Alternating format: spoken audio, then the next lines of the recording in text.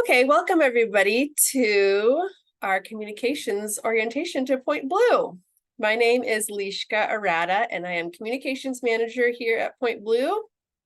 And I really enjoy giving these orientations because I like to be a connector of people, and I love to remind people of all of the resources that are available to them. And as communications manager, I want everybody to be in the know so that we can communicate consistently across the organization and feel like a united team. So thank you for joining today. We're going to start off by meeting some maybe strangers, because that's a really fun thing to do.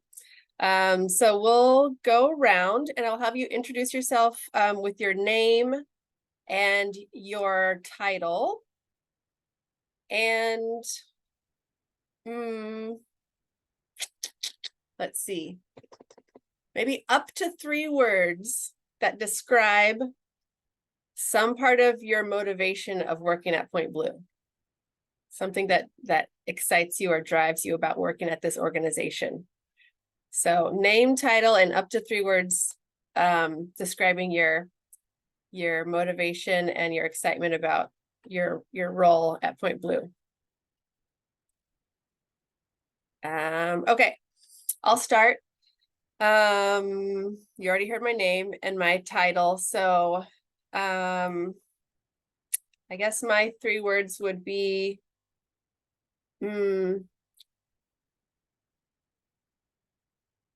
connection, good,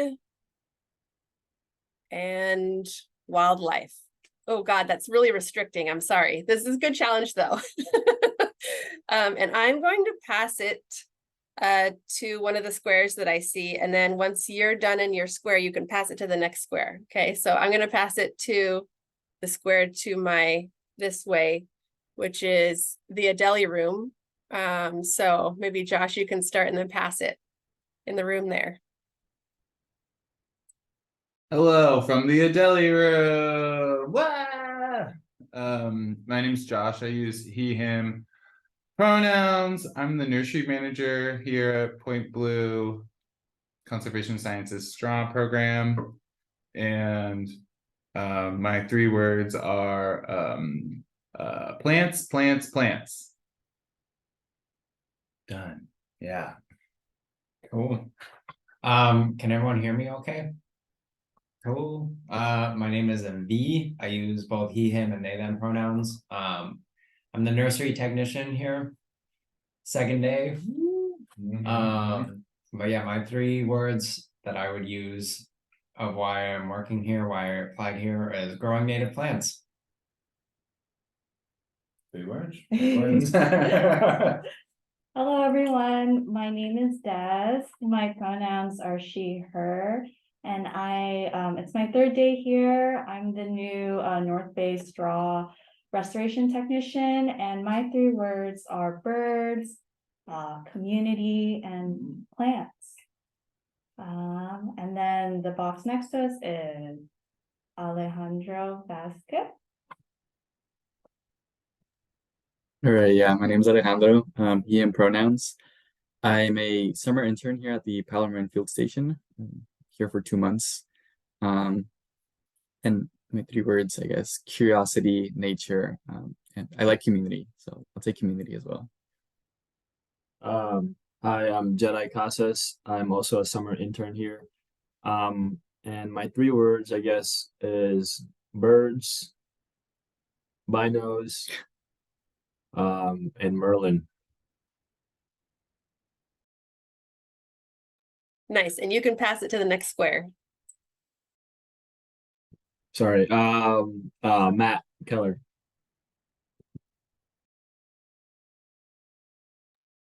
Hi, am I muted over? Okay. Hi, my name is Matt Keller. Is there feedback right now? It sounds like. Yeah.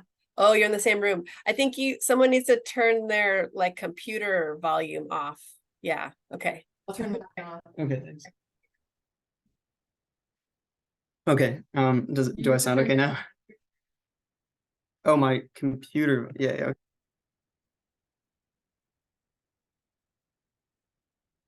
Can't hear you. I think you were okay. You just need to talk more just to make sure. Uh-oh, you're muted. Am I okay? Am I okay now? You're good. You're good. You're good. Yeah. Okay. I think I hit an extra button. Okay. Anyway, my name is Matt Keller. I am an outreach specialist at Novato Baylands, and he, him pronouns, and my 3 words, I guess, would be. I guess I'll go with the phrase, getting people inspired or inspiring more people, maybe. Yeah. And I'll pass it to the next square I see, which is Avalon. Hi everyone, it's nice to meet you. My name is Avalon Cook. I am my title is Outreach Coordinator or Range C Outreach Coordinator for the soils team at Point Blue. And my words are restoration and adaptive management. And you can pass it, Avalon. Okay, the square's next to me went, so I'll go to the square below Christine Walker. Hi, everybody. I'm Christine Walker. I'm week 2 here in the development team. My title is Major Gifts Officer, and my 3 words are save the world. Why not? Nice. And you can pass it, Christine. Okay, so I'll pass it to Alicia, who's below me.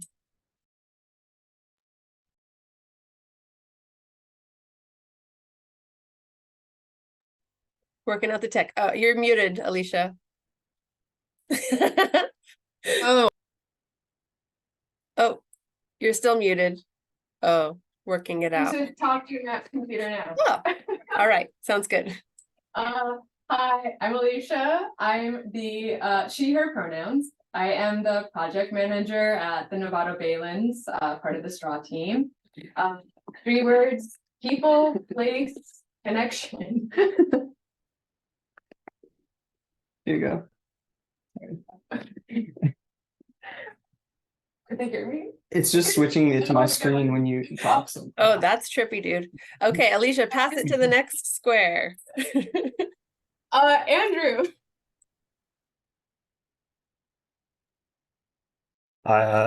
Excuse me, I'm Andrew Bertotti. I'm the Roots program biologist, and my 3 words are wildlife habitat projects.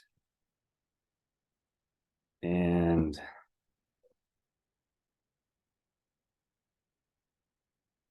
who hasn't gone yet? Des. The Des square has gone. Maybe Oh, they've gone? yeah, Alejandro or Deborah, you can choose. I think that's who we have left. Oh, Alejandro then. Sorry about that. Hey everyone, my name is Alejandro Rosales. I am the restoration technician here at the Novato Baylands. Go by he, him, his pronouns. My 3 words would be wildlife, volunteers, and plants. And I'll pass it off to Deborah. Thanks. Hi, Deborah, she, her. I'm the new impact strategist, which basically means fundraising. And I'm gonna go with wildlife. Awesome. Well, a good thing I'm recording this because maybe I'll make a little word cloud from all of our words. That'd be fun. Well, thank you for sharing, everybody. I'm going to go ahead and share my screen. And we're going to see some slides here. Just a second. There we go. Screen. All right. Oh. There. Do you guys see a full screen slide or the slide deck? I see the slide slide deck. Okay. The other thing didn't. Okay. Stop share. I think I shared the wrong thing. Because I started. There we go. Bam. How about that? Full slide, thumbs up. Okay, sweet. All right, let's get moving here on these slides. So we met each other. Thanks, Yo-Yo Ma, for this awesome quote.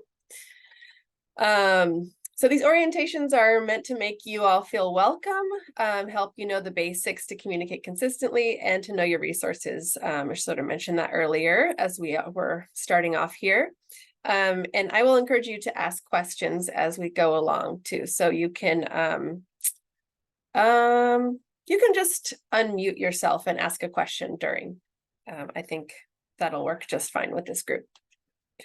So in an effort to make this orientation a little bit more interactive and fun, we're going to do a little pre-post. This is something that happens in education programs a lot, where you do like a base knowledge test, get some baseline data, and then you do a thing, and then you take the same data at the end and see what changed. So I would like, let's see, 2 volunteers. Ooh, dang. Okay, 2 volunteers. One person's going to be a Point Blue staff member, yourself, and the other person's going to pretend to be someone who doesn't work in conservation. Maybe they're your friend who works at a coffee shop, or they're your cousin or something like that. And they're going to ask you, hey, what's up? How's it going? What's going on with your work these days? And you're going to answer and give them a little bit of an intro of what you do and where you work. And then we'll go through the slides and I'll give you some Point Blue basics. And then at the end, we'll have the same 2 people do the same thing, and we'll see how the information changed your intro. Can I get my volunteer who wants to be the Point Blue staff? You can just, let's see, raise your hand. Point Blue staff volunteer. So I'm going to practice giving your, this is where I work and what I do, speech.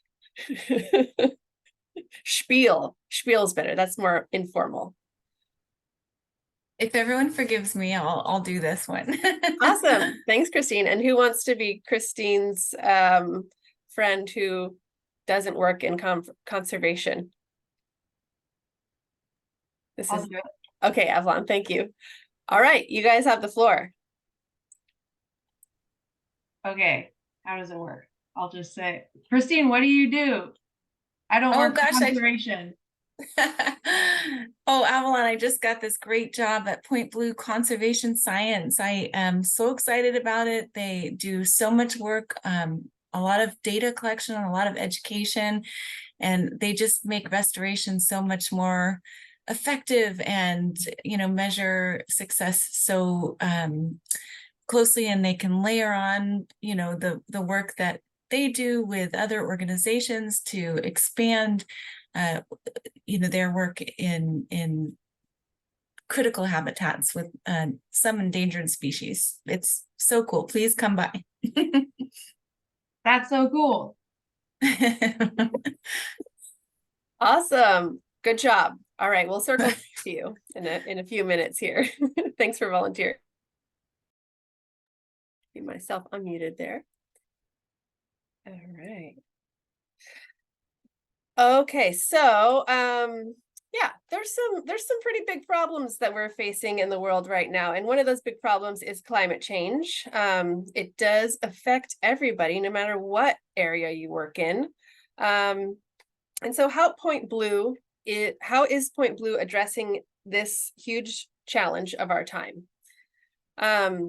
We have a uniting plan across the organization. It's a 5-year plan called a strategic plan.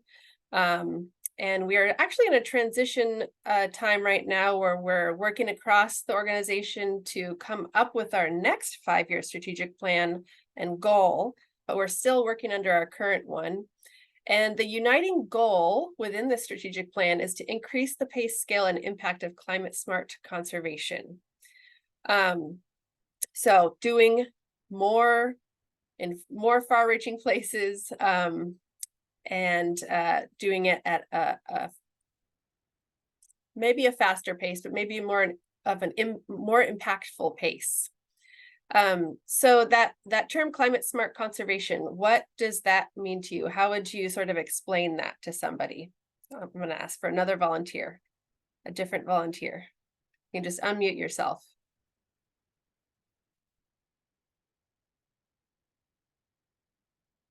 Climate smart conservation, what does that term, how would you explain that term? I can do it if it doesn't count since I was just the non-talking person before. Sure. Yeah, is thanks, that okay? Evelyn. Go for it.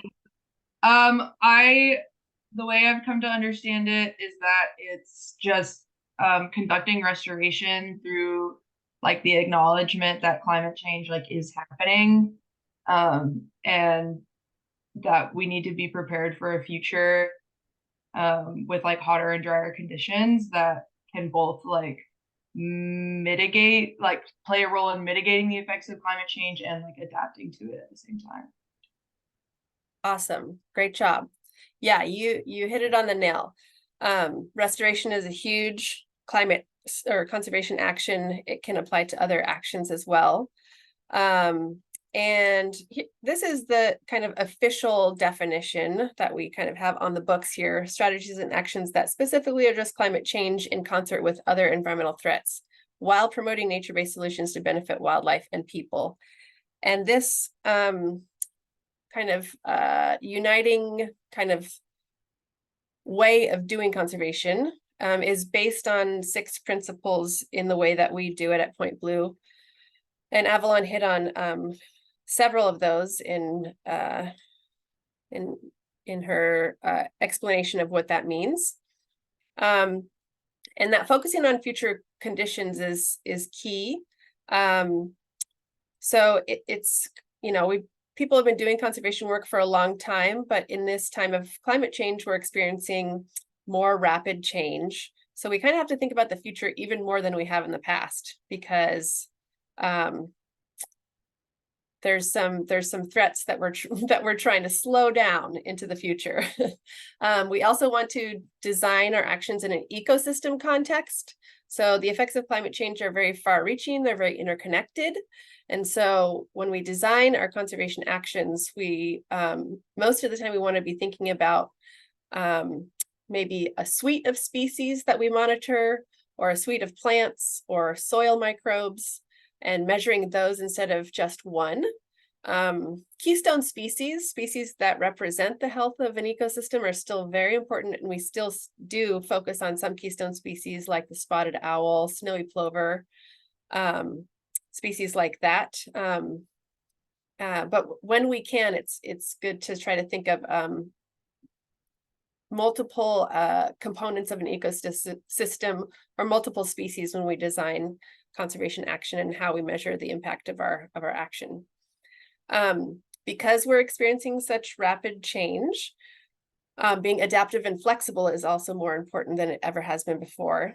So that just means trying new things more often, being more responsive to and measuring what we're doing maybe in more real time. So a lot of our big data projects are really working towards bringing lots of data together and seeing what's happening at a more real-time space, so that we can be flexible and adapt as we go along even faster than we have before. Prioritizing actions. So unfortunately, there's not an unlimited amount of conservation funds that we have. I mean, there basically is, but Christine's going to help us like actualize that vision as well as Deborah and all of us really together as a team. But we do usually have a limited amount of conservation funds to work with. So we want to prioritize where, when, how we do these conservation actions in areas that are going to have the most conservation impact for the longest amount of time. So a lot of our modeling work kind of addresses that, and just the way we're thinking and collaborating.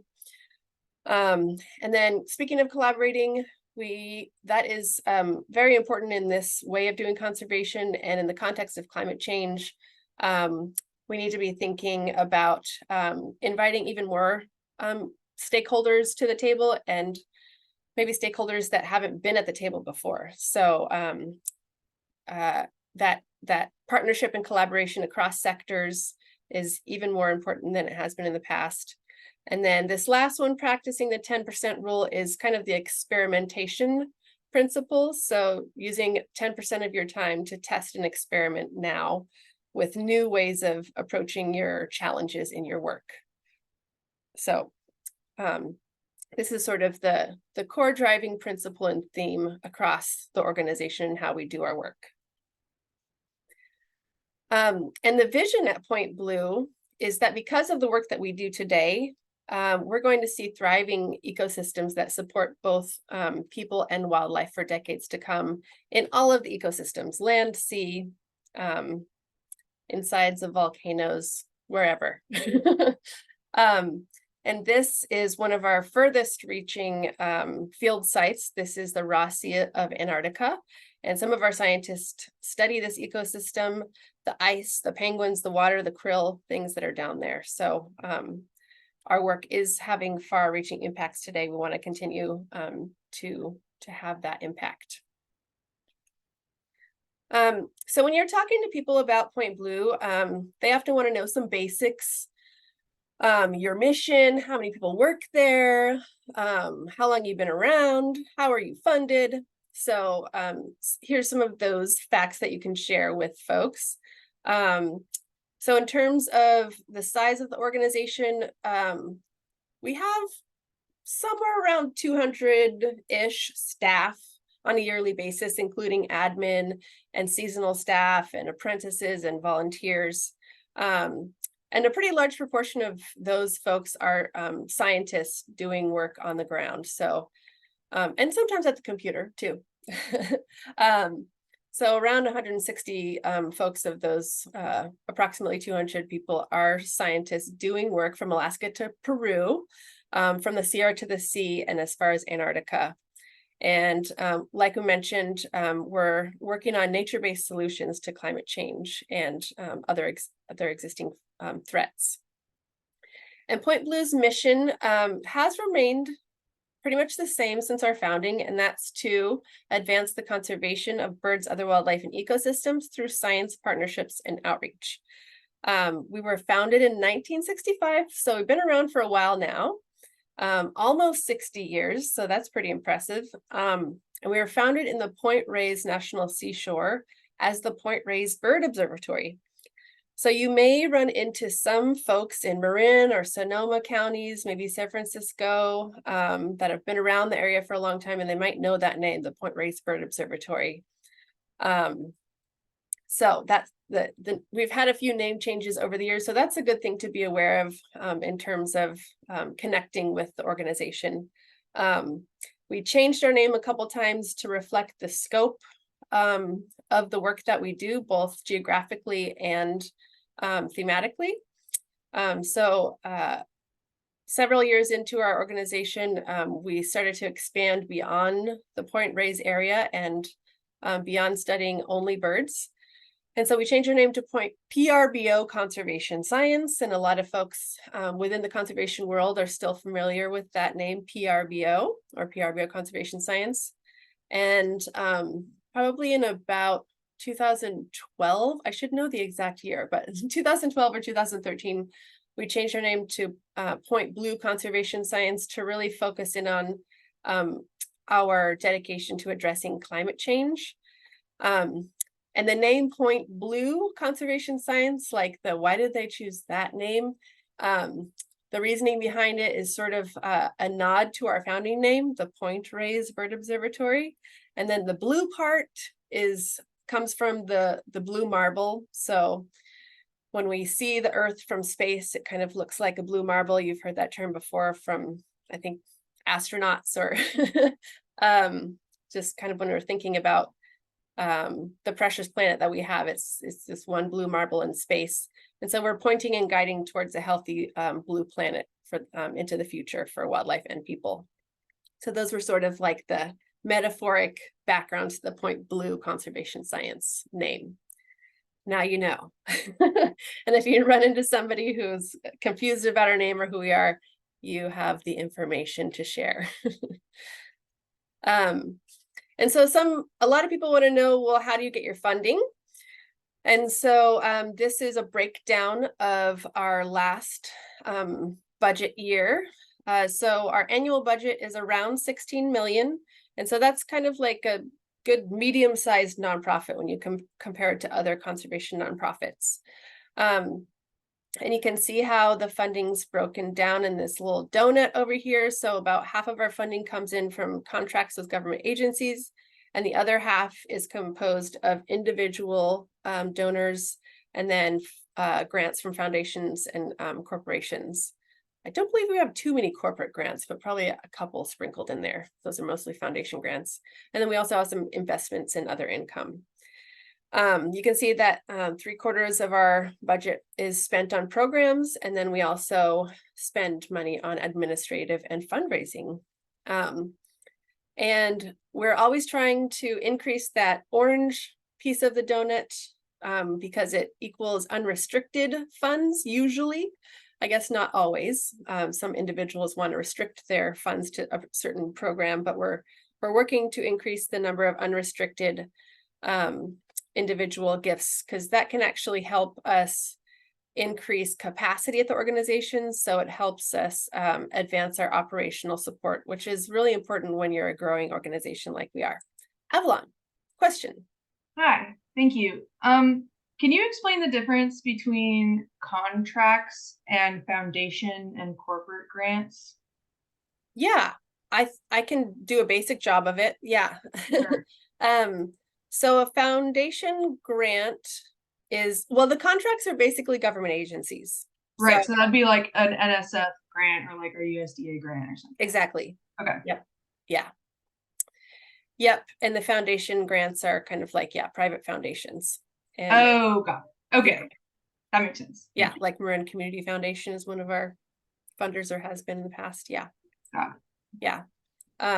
Deborah or Christine, do you want to add to that with your fundraising knowledge? I think that's great, but I would just add, you know, in our efforts to increase that orange piece of the donut, it always helps when you're talking to visitors and just interacting with people throughout the course of your workday to mention what an important part of that, you know, individual giving is. And just we often we being conservation in general, tend to really say, oh, this was funded by NSF or NOAA or WCB, but sometimes when we talk to people, we don't emphasize the importance. And by we, I don't mean you all, sorry, but I've heard that happen, the emphasis on individual giving in the story of your work.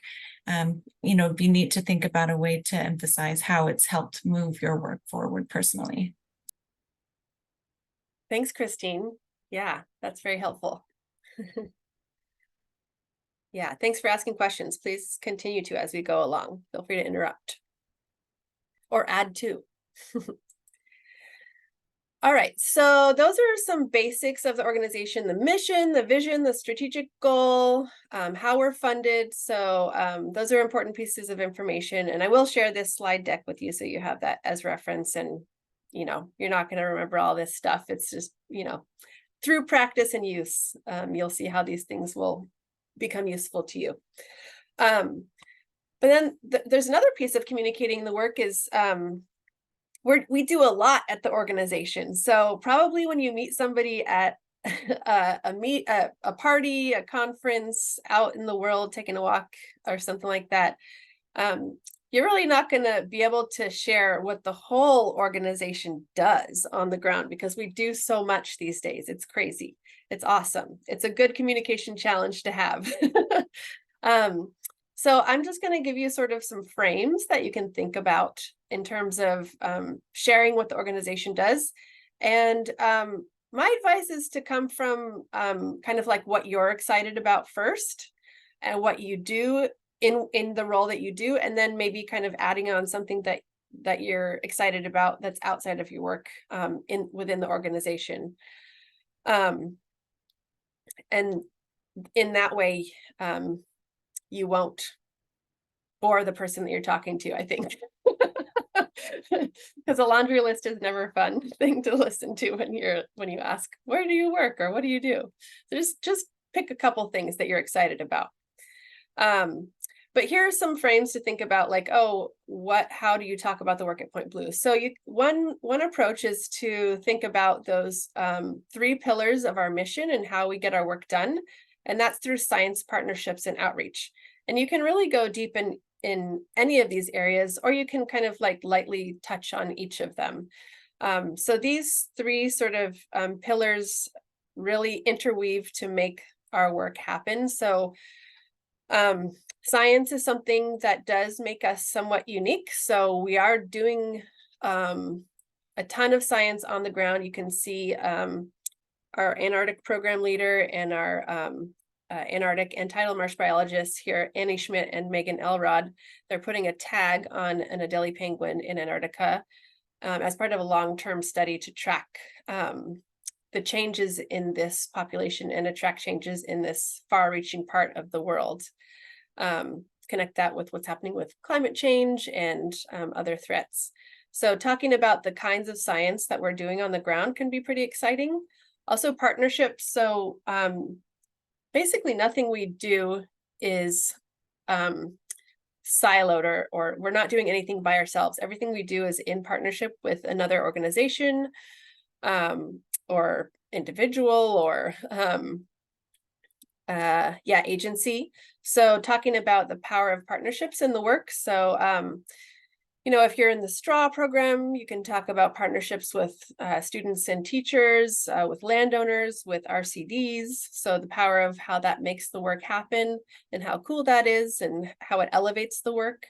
You know, at Palmarin, we're working out in partnership with the National Park Service and some other local agencies out there. So you can kind of dig into that.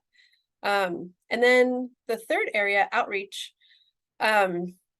This is it's a way that we get our work done, and it's also a value at the organization. So we're not the type of scientists who want to keep our science private or you know, not share it with anybody else. I think a lot of our scientists are working on publishing in open source journals. So all of the conservation work we do, we want to share it with as many key stakeholders as possible. So we do that through conferences, through education programs, through training programs, through publishing, social media, websites. So we really try to get the work out to the audiences that will care about it, that will help further our mission.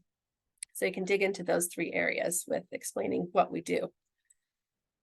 And in terms of partnership, here's some big name partners that a lot of people would recognize, but we partner with hundreds of agencies and organizations. So you can kind of learn who your partnerships are within your work and be aware of those when you're chatting with other people about the work that you do. The other sort of framework that you can think about in terms of what Point Blue does are our strategic initiatives, and we've got 6 of those. And so whichever area that you work in, you might be touching on a few of those different initiatives, and you can talk about those areas. So protecting our shorelines is one area, and in this area we're really working on what the effects of sea level rise and extreme storms are, and making sure that marshes and beaches are really healthy and resilient into the future through partnership and science and outreach in different ways. Also through creating tools that can help us visualize what we might see in the future and how we can plan for it. So this is a screenshot of the Our Coast, Our Future tool that our scientists worked on with USGS and Cosmos here. So this is a tool you can find on our website, and it's been used by different municipalities for them to create their adaptation plans, different cities and counties to create their adaptation plans where they want to kind of focus on restoration or building or not building, things like that. Conserving our ocean food webs is another cross-cutting initiative at the organization. So this involves all of our oceans work, which includes our access program that does at-sea transects in partnership with NOAA. So they go out on these specific lines in the California current all up and down the California coast. And they're measuring everything you can think of in the ocean: krill, phytoplankton, zooplankton, salinity, temperature, whales, seabirds, all the things in the ocean and that use the ocean. And they're tracking changes to help inform protected areas.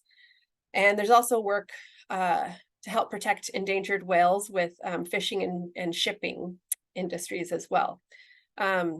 This initiative also includes our Farallon Islands work, which is in partnership with the U.S. Fish and Wildlife Service. So lots of really rich, exciting, charismatic work in this area. People love whales. So that's always an exciting thing to talk about. I love whales too, but I love everything else as well. Our working lands area is another strategic initiative. So this includes all of the work that we do on mostly private farms and ranches. Some of them are managed by public agencies, the areas that we work here, but largely this involves our partner biologist program and involves our straw program.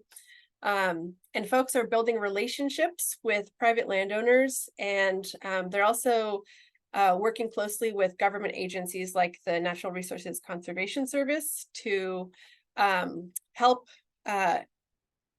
put government funds like from the Farm Bill into the hands of landowners and give them guidance on how best to implement conservation practices on these lands to help increase the health of the land for ecosystems and also the ranchers and farmers' bottom line.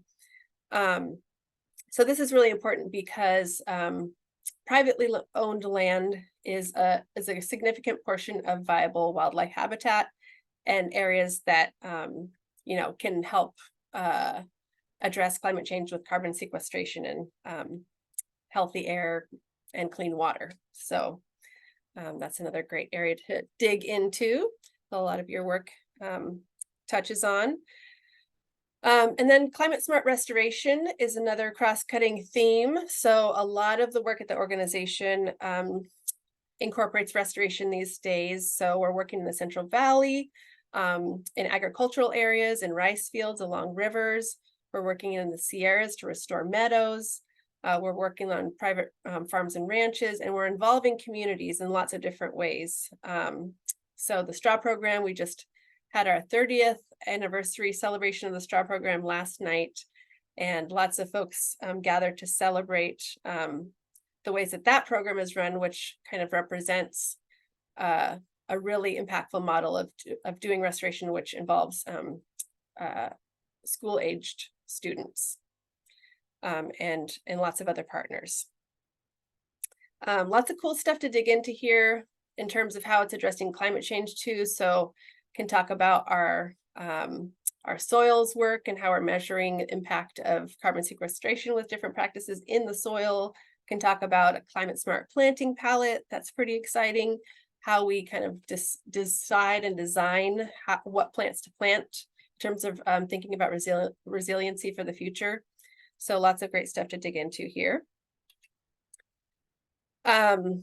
And then we have inspiring conservation action and training our future leaders. So we take training and education programs very seriously at Point Blue. We have apprenticeship programs in various programs. So the straw program and the Palomar Field Station. So we have training programs where we're teaching early career scientists how to do the methods to track change, and then think about incorporating climate smart conservation in the work that they're going to do in their future careers.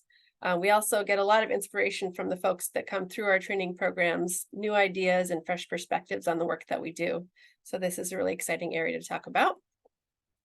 And lastly, Keystone data sets, which is a very specific kind of piece. It's sort of a different initiative area. It's not a geographic area. It's sort of a treasure trove of data that we have as an organization, as a group of scientists who've been doing this work in various habitats since 1965. We have several long-term data sets that are very valuable when we want to think about change over time and thinking about the actions that have the most impact. So change happens fast sometimes and it happens slow sometimes. So it's important to look back at the data to see what has happened in the past and then use that data to, create models to project what we might see into the future. So this data is really, really valuable in the conservation work that we do, and continuing that data and that keeping it just a close eye and keeping our fingers on the pulse of what's happening in ecosystems is a huge asset that we bring to a lot of the partnerships that we form. All right, so those are a few ways to talk about all of the work that's happening at Point Blue. And then I also wanted to call out our DEI work that's happening at the organization. We have thought about and have implemented actions to support underserved communities in the education work that we've done for many, many years. But since the murder of George Floyd, that's been a real wake-up call for the whole country, as you all probably know. And so it's been no different for Point Blue, and we've really invested a lot of time, energy, and funds into training programs across the organization on how we can make our organization better in terms of including folks who have not been historically included in the conservation world. And this is, especially important with climate change, because the effects of climate change often disproportionately affect people who have been kind of oppressed in our society over time. So we've done several things over the past few years to help improve this area of the organization. So we've formed a DEI working group that's helping to drive our action plan. And they put out a newsletter every so often, and that newsletter also includes a recipe book. So I encourage you to email Gina Graziano a family recipe. So this is sort of an internal way that we celebrate different cultures that are within our staff internally. And we have DEI lunchtime discussions, lots of things going on. We've got affinity groups. So currently there is a women's affinity group and a BIPOC affinity group, but there's room to create more. So this is just, there's a framework that the DEI working group has shared on how you create those. But these are basically safe spaces where you can connect with folks who identify in similar ways and talk about maybe improving ways that people can be included and celebrated and maybe fairly compensated, things like that at the organization, and just kind of creating empowered spaces kind of in an official way. So I encourage you to think about that. We did recently complete an organizational DEI statement, and I put a link to it here and a little snippet of it at the top of the slide. If you haven't read this over, I encourage you to take a look at it. And we're going to include this on the website very soon. It's been a slow and thoughtful process across the organization. We didn't want to, just jump to action because that is not an effective way to do this sort of work. So yeah, much more to come, and encourage everybody to get involved as you can. All right. Lastly, when we're talking about the work at Point Blue, it's always important to think about the impact that the work has. So what's been the outcome of the work in the area that you are in? And these are just a few stats across different areas of the organization that give examples of impact. A lot of times when we talk about the work, we talk about like what we do and how we do it. But it's good to kind of have on hand some impact that work is having that can impress people. And even for yourself, you're like, oh, wow, cool. This is part of $100 million being invested in conservation practices on 2 million acres. I was part of that. That's amazing. So yeah, talking with your team and with your team leaders on what sorts of stats you can share is a good idea. In all of this work that you do, the communications team wants to kind of partner with you on sharing all of the great work that you do. So these are the different ways that we get the word out through the communications team and working with you all. So just keep in mind that we send out e-blasts that have science updates and events, topic-based blogs, things like that, social media, website updates. And so we need to partner with all of you to keep those things current and exciting. So in the next, one of the next slides, I'll share some email addresses that you can keep on hand to share information, and we'll of course be reaching out to you too. All right, so I'm going to pause there and we're going to circle back to Christine and Avalon, and we're going to check back in. We're going to do a rewind and a redo of that party conversation and see if anything's changed. All right, take it away, Christine and Avalon. Hi, Christine. What do you do for work? Hi. Avalon, oh gosh, I'm so glad you asked. I just started at Point Blue. It is a truly community-based conservation organization tackling climate change on the ground in the science literature and in the community. And I'm really excited about just the sheer scope of work. In my first few weeks, I'm trying to get my head around it. We work with in such special places, collecting data about the changes that climate change and the impacts of climate change. We work in the Farallon Islands in Antarctica. We work in South Africa on bird song, and we partner with so many wonderful organizations from gosh, the Department of Defense to the Nature Conservancy and so many others. And the effect that it has to make a positive change is so impactful. So, you know, we have been influencing shipping routes to minimize whale mortality. We've been influencing offshore wind placement to minimize bird mortality. And, you know, talking to ranchers and farmers and teachers and students and land trusts and policymakers and so on and so on. And, you know, I could go on, but, you know, what are the ways that you've personally felt climate change in your own life? Like, I have seen terrible wildfires in Sonoma County, and, you know, heat and atmospheric rivers. What has touched you most in your life? That's a great question. I think the wildfire one is something we can all relate to for sure in California. Yeah, and we've got ecologists, fire ecologists out in the field, just trying to get ahead of that and change this history of fire suppression we've had in the state and country, just so that these wildfires won't get out of control, and that we can, you know, they're a regular part of nature, but, you know, we have to expect them, but we also have to be able to reduce the fuels that are in natural places so that they don't burn out of control. And so that's something we work on every day. And then to see how those fires, when they happen, affect populations of wildlife and larger ecologies and systems. So yeah, come visit me, and I'd love to, you know, tell you more and get you out on a field trip too. That was awesome, Christine. Nice job. Oh, that's Yeah. hard. It's All hard to right. listen and think of how you're going to talk about it. Yeah, totally. That was fantastic. That's a good challenge. Nice. Yeah, you got lots of claps around the virtual room here. Claps and snaps. Yeah, I loved how you brought in specifics, and I really loved how you asked a question too. That's wonderful. Yeah, have it be a two-way conversation and ask what they're interested in a certain subject. That's wonderful.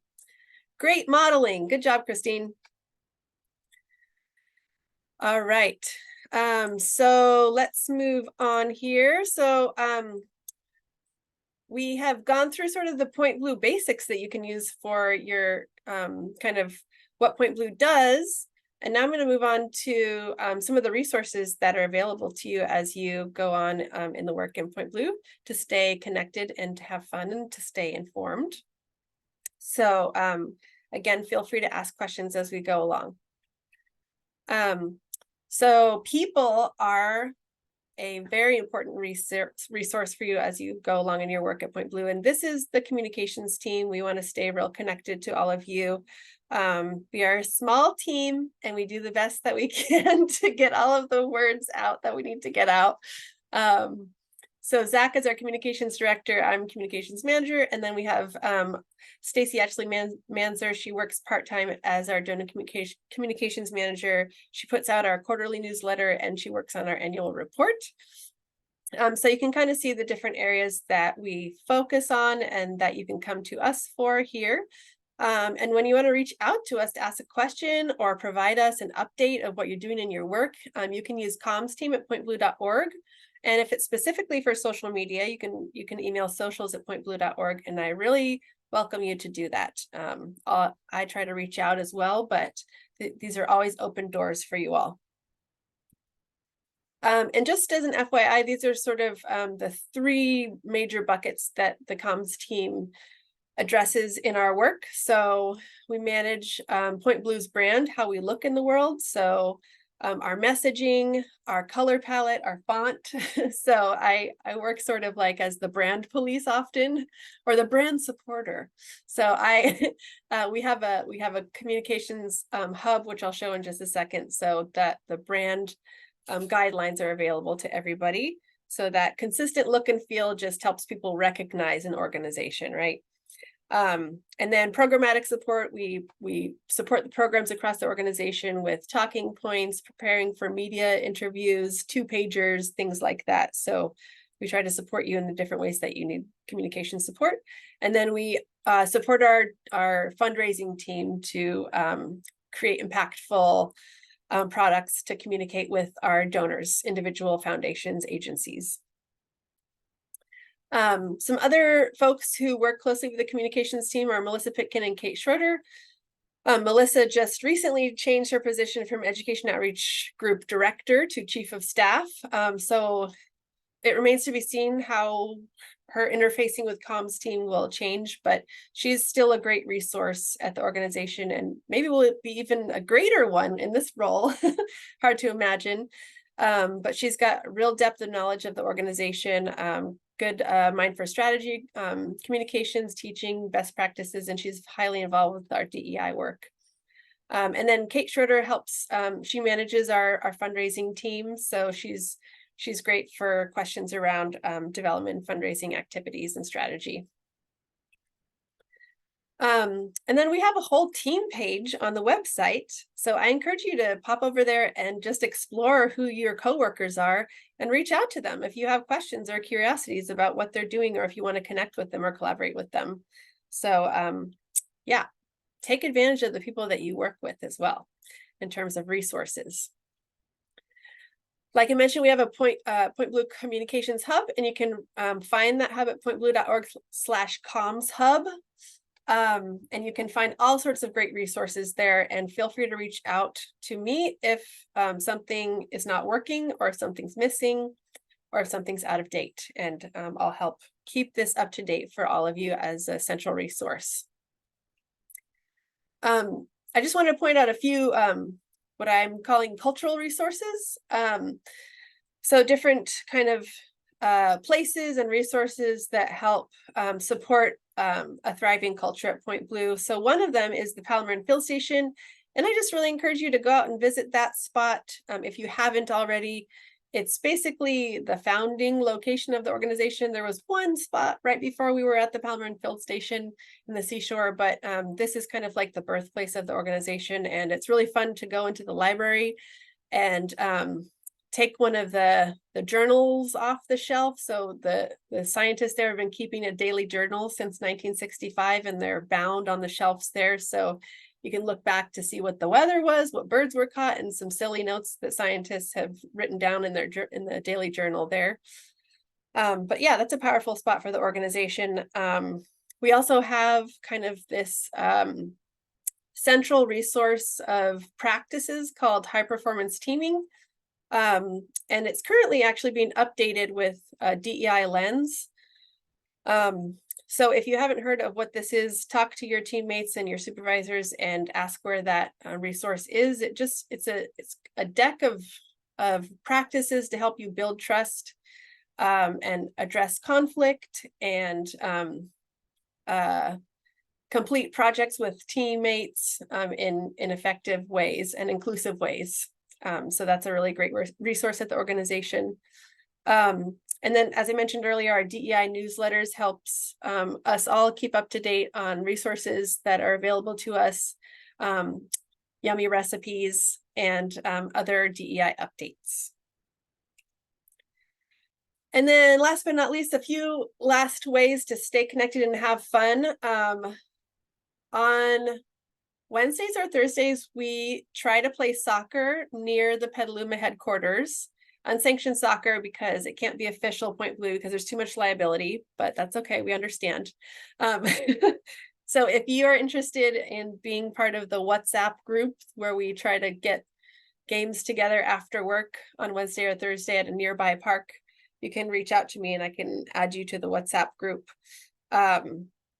You don't need any soccer skills to play, FYI. And if you're really good at soccer, you're probably going to get frustrated when you play with this group. So it's just a fun way to run around and hang out with folks that you don't usually work with a lot of the time. Quarterly all staff meetings are ways that we gather and connect and learn new things and get updates as well.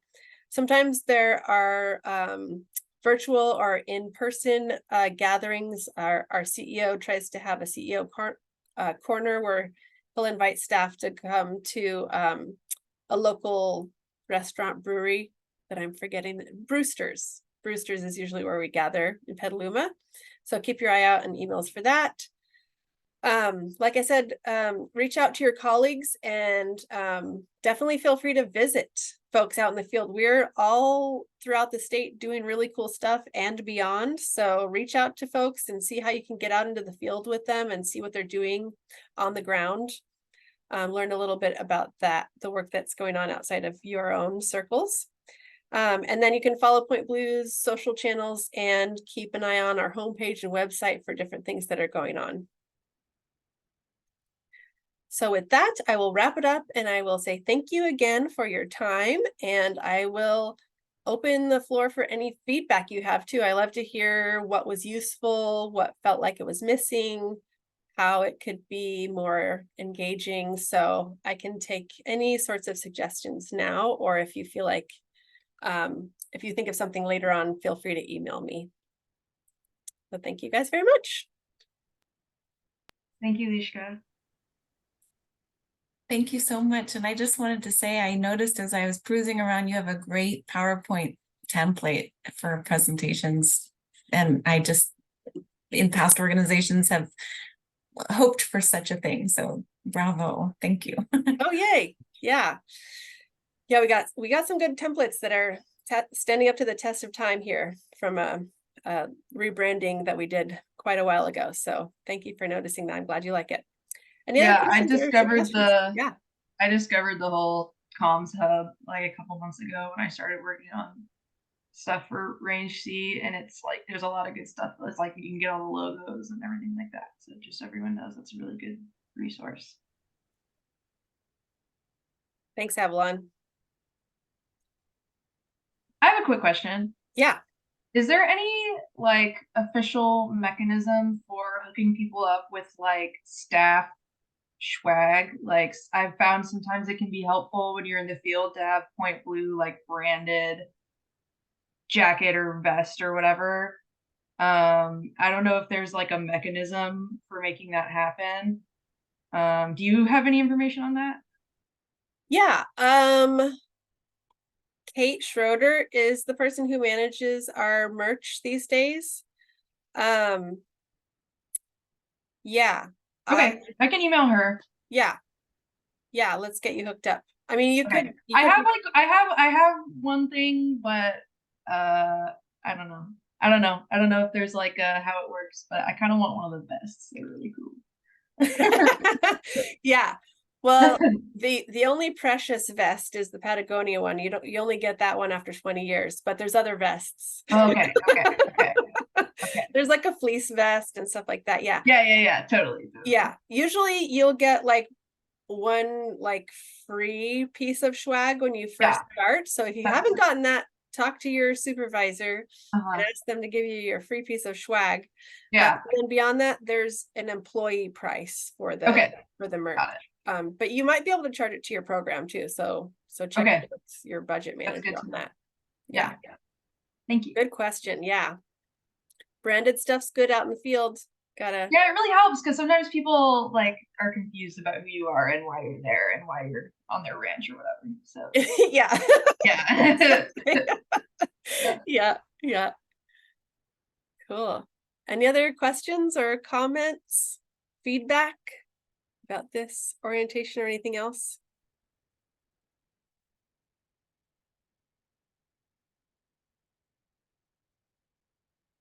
Thumbs up. All right. Thanks, guys. Well, I'll send you a PDF of this slide deck. Thanks for gathering. Nice to see your faces. I hope to meet some of you in person soon that I haven't met. And yeah, feel free to reach out anytime with questions. Send me your field updates or blog ideas, and we'll get the word out together. Thanks, everybody. Thank you, Lishka. Thank you. Bye. Let's have lunch together. Thank you. All right. Bye. Bye. Bye. Bye.